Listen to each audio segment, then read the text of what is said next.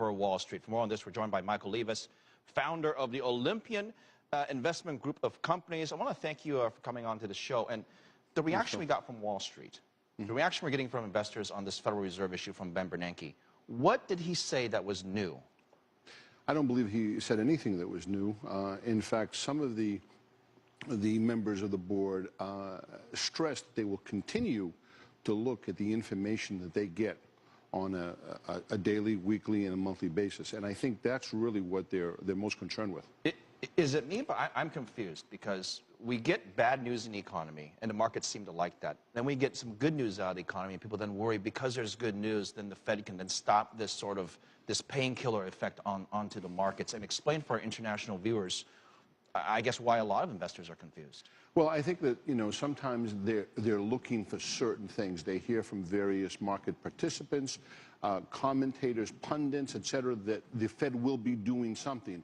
And when they don't do that, then there's a reaction. And because there's this built-up pretense that they think, okay, they're going to stop, so we have to think this way. And if they don't do that, then the market sells off. So. Let me ask you a few questions, very short, quick answers. We've got a bunch of them. First, let's start with interest rates.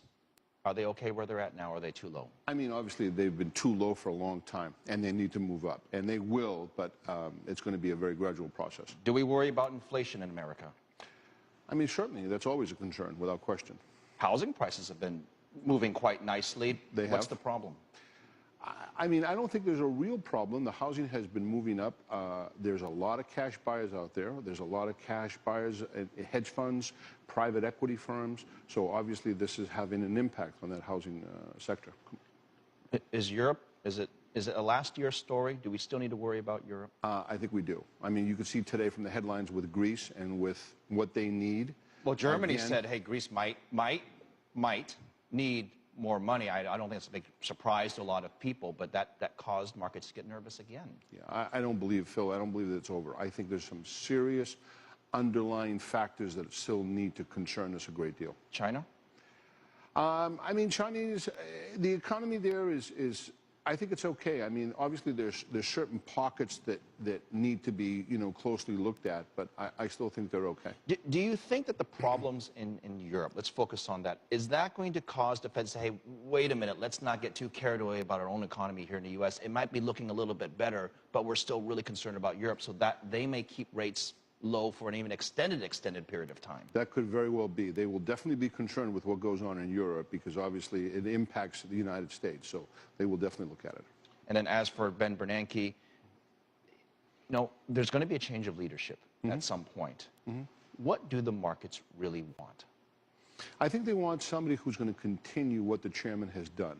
So they like Ben Bernanke. I think is that a fair statement? Yes, absolutely. I think a lot of the market participants like Bernanke because without him, we wouldn't have this. Exactly. But this brings us to my other question is, we were having this discussion a few days ago, and just a group of kind of regular folks, and we talked about explaining what this whole stimulus was because we've forgotten about it. It's a couple $1 trillion.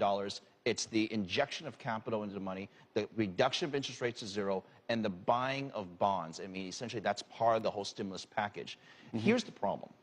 It's essentially sort of like you're in the hospital bed and you're on these painkillers, and it's making it numb, all the problems in the world. We've got unemployment in the U.S. we're still trying to solve. How long are we going to be on these painkillers for?